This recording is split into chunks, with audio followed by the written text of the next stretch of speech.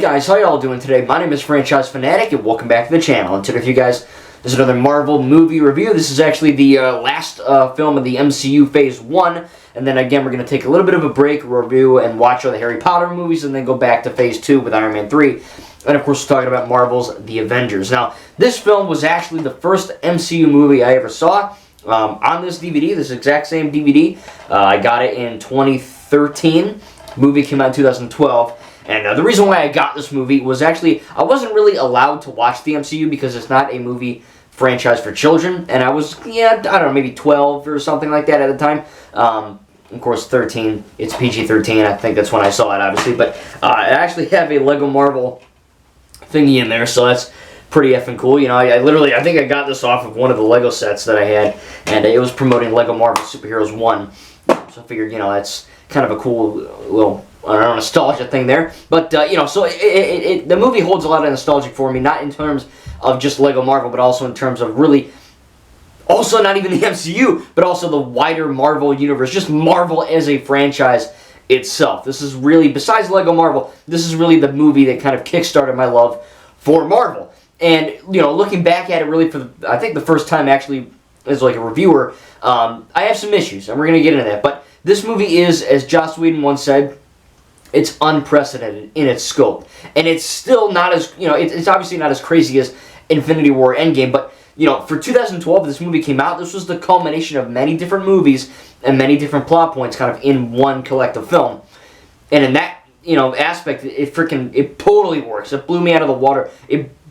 That sounds weird. It completely blew my expectations out of the water, and it was just a very fun film to watch ever since I first saw it. Now, in terms of negatives, I would have to say that it's really not all the acting or all the writing or all the CGI.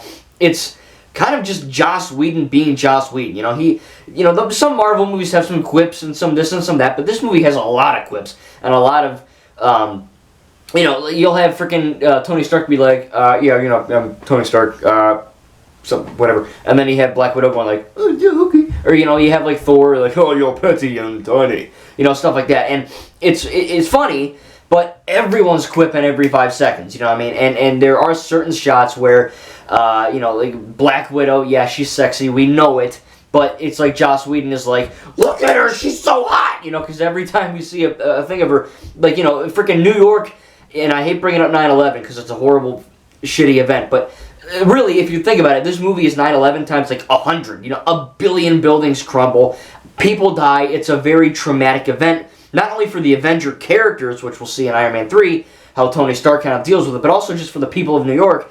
And, there's bombs exploding, and the Chitauri are shooting, stuff, and, there's just like a shot of Thor taking off, and the camera pans back, and Black Widow's just like, she just looks all cool. And I get it. It's a superhero movie, I get it. There's certain slow-mo shots where Captain America catches the shield and he throws it, there's cool stuff. But there's also moments like that where I think the best thing I could, say about this worst element is that it can be cheesy at times. There's a few jokes that are a bit corny. There's a few shots that are a bit wonky in terms of that. They really wanted to make certain characters look awesome, but at the same time, it just doesn't work when you do it 1,700,000 times, you know what I mean? So that's really my only negative, though. There's one or two cringy moments. There's one or two jokes that are a bit, I don't know about that. But other than that, man, this movie is freaking awesome. And it really, again, not only culmination of Phase 1, but also just as a movie, it's fantastic. The CGI is great. I really don't have that many negatives there.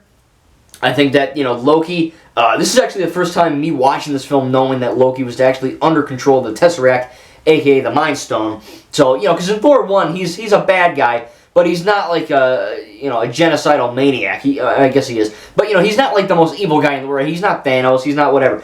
And in this film, he's like even more evil. He's even more menacing and diabolical. And that's partly because of the Tesseract Mind Stone controlling him. A lot of people are pissy about that. I don't really care. I think it works. So, knowing that, I think Loki's a really good villain. Loki's probably in my top 5 favorite Marvel villains of all time. He's a freaking awesome villain. The heroes are great. The action scenes are fantastic. The way that they direct kind of, Iron Man meeting Thor and Iron Man meeting Captain America, or, Captain America meeting whoever, right? Hulk.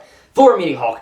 It's, a lot of people go, oh, well, of course, they have to fight because there's a reason why they're fighting. Just like I bring up Batman v Superman, there's a reason in that film why they fight. It's not just, oh, there's a misunderstanding between this and that, and you have to have that because that's cool. There's actually reasons in the movie, you know what I mean? Iron Man is skeptical of this character. Captain America is skeptical of S.H.I.E.L.D. Hulk is basically skeptical of frickin' everyone.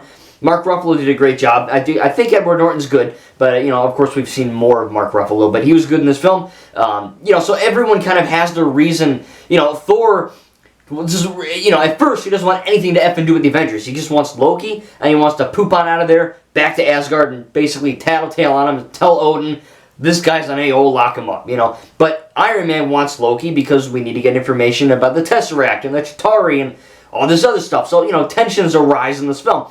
And sometimes they work, sometimes it can feel a bit forced, especially like there's one shot where Thor, like out of nowhere, because he's preaching the whole film, I'm good, I'm a good guy. And then all of a sudden he's like, you are so petty and tiny. And it's like, what? I get it, it's okay, you could say it's a heat of the moment, they're all bickering and arguing, tensions are high, I get it. But, you know what I mean, like, Thor is like the guy in the room who's like, no, I'm not here to kill you, I'm the good guy.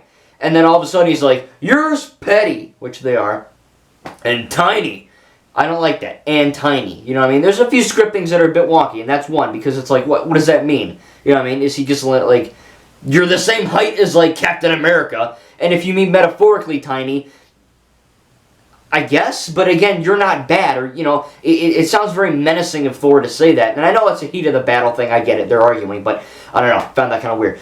But aside from that, I think that having these teams kind of bicker at first, it's not just to do it, as the internet says, they actually have reasons, and I think that's really cool. Again, the action scenes are freaking top tier, man. I think that, look, the whole movie's great.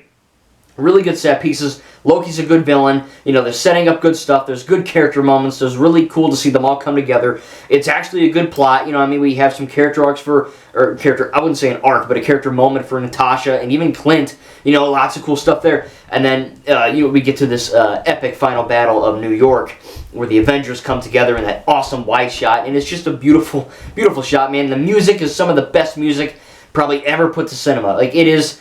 the MCU has a butt ton of music, and a lot of it's very good, but this is the one that stands out, because, they use it a lot in the Avenger movies, but it's actually a good freaking theme, it's up there with, like, Star Wars and Jurassic World, Harry Potter, Pirates, whatever, it's a very iconic theme, and when you get that theme playing, and, you have this awesome final battle, right? Lego Avengers is a great game. It's fun to play this scene, this final battle in the game, but just watching it again in this movie, man, it's so freaking awesome. That end fight. It's climactic, it's intense, it's fun. It's just such an insanely well-made final battle. It's honestly one of the best climaxes to a film I've ever seen in my entire life. It is awesome.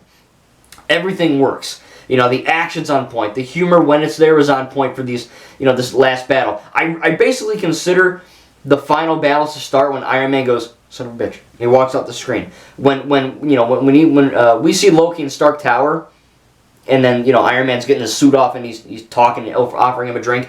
That is, in my opinion, when the final battle begins, right? They're setting up, and then finally, boom, the fight happens. And there's a lot of really great, moments, really good payoffs, and it's just fun to watch. It's just such an iconic, not only because this was my first MCU movie, but it was such an, iconic scene just to look back to, back in 2012. And again, this was my first one. I didn't know what the hell was going on. I'm like, this is cool. But what's happening? You know what I mean? But I like it. And then I started watching it from order. Of course, now I know what's going on. But back in the day, I didn't know what was going on. But I enjoyed it. I knew that. And then, playing Lego Marvel. Like, look, this movie was so popular, TT Games made Lego Marvel 1. Which, mind you, Lego Marvel 1 is not based on the MCU. It's just Marvel, period. Like the comics, movies, shows. It's a little bit of everything. And the fact that they made their first Lego Marvel game open world in New York shows how influential and popular this film was, because the whole final battle was in New York. It's that iconic to millions of people, you know what I mean? Maybe the multiverse, if that's real in real life. Billions of people, you know what I mean? It's an insanely well thought out masterpiece of an ending. And the whole film is effing great too, but really, like, people looking back and say The Lone Ranger, right? And they go, oh, The Lone Ranger 2013 was okay, but the final train battle, that was effing cool. Now, me personally, I think The Lone Ranger, the entire movie, is effing cool. I think it's a great film. It's one of my favorite movies of all time. It's on my top 15 favorite movies ever, The Lone Ranger. And going to It's the same kind of awesome, epic feeling as The Lone Ranger, but again, the whole movie is good just like that film. But that's what I mean when people compare, final epic battles. Stuff like The Rise of Skywalker, Pirates of the Caribbean at World's End, Harry Potter, Deathly Hallows Part 2, the Snyder Cut even, The Batman even. There's so many really great final battles, so to speak, in film, and this is one of those ones that really holds up. And again, the whole movie holds up. Again, my really only issue would have to be some of the cheesy dialogue, some of the corny Joss Whedon-esque one-liners, and you'll have like a character say a quip, and then a 1-second shot of another character reacting to that quip. They do that a lot in this film, and it's Joss Whedon's directing style. He did it in Justice League 2017. I actually like Justice League 2017. Even though it says directed by Zack Snyder, it's basically directed by Zack Snyder / co-directed by Joss Whedon. And Joss Whedon has I guess he's a shitty guy in real life, I don't know, but he has a very direct and, specific way of shooting his movies. And every movie I've seen from him, I've seen like 2 or 3 movies by him, they're all kind of jokey and quippy. There's some dark, serious moments in this movie, right? Like I said, New York gets attacked and buildings crumble, people die. Right? There's violence and there's a little bit of blood and there's swearing, so it's not like a family-friendly, oh man, we're having fun here, kind of thing. There's a lot of mature themes and stuff happening in this film, but he manages to balance that out with good humor most of the time. And Age of Ultron has it a bit, and Justice League 2017 really did as well. That's another video for another time. But, I don't hate that movie, but I definitely think Joss Whedon's, his style of humor works in Marvel 10 times better than it does in DC. DC is meant to be darker, and when you force a guy to be funny in a dark, mature universe, it didn't work out. It don't work out. It just doesn't, right? This movie, it works out, because Marvel, yes, it's dark, but it's also...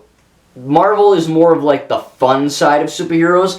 DC is more the dark and brooding and, kind of violent and mature. And that's good, because, Shazam, Aquaman, I know. DC tries to copy off of Marvel's homework, right? But the reason why Marvel movies are so successful is because there's action and drama and comedy and mature elements and funny moments. It's got everything that you kind of want in a movie all kind of wrapped in one, especially if you like comic books. And this film is the pure embodiment of that. And yes, like I said, there's a few cheesy moments here or there, but ultimately this movie works because it's fun, it's funny at times. It's got a banger effing finale, I'll tell you that much. It's fantastic. And the whole movie really sets up and, concludes Phase 1 with a really good, on a good note, I'd say. It's really fun. Again, it's just such an influential movie for a reason, because it's a very good movie. Yes, there were a few moments, again, that had me cringing, but if you can look past that, which I can, honestly, if I wasn't reviewing it, I wouldn't even really take heed of it, but I had to think of something, because if I'm going to give something an A+,